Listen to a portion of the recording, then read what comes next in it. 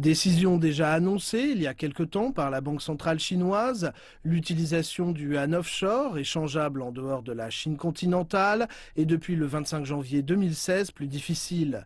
Les banques étrangères ont désormais obligation de placer une partie de leurs dépôts en yuan à la Banque centrale chinoise. Une décision qui vise, selon les médias internationaux, à contrecarrer les spéculations et garantir la solidité financière de la monnaie chinoise.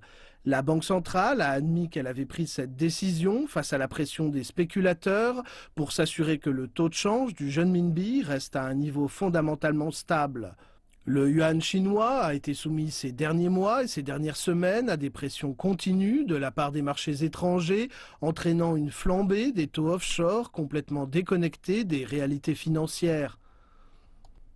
Le Conseil des affaires de l'État a publié en janvier le chiffre de la croissance chinoise qui atteint pour 2015 6,9%. Selon les experts, 2016 devrait encore être une année difficile pour la Chine, avec la menace toujours présente d'un important ralentissement économique. Sur le plan positif, le fait que la restructuration économique chinoise se déroule durant une période de ralentissement devrait permettre l'émergence de nouvelles industries.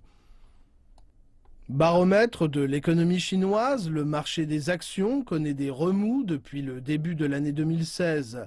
Dans le même temps, les bourses mondiales, depuis janvier, sont partout en baisse, les prix des produits de base s'effondrent et les investisseurs s'inquiètent de la possible émergence d'une nouvelle crise mondiale.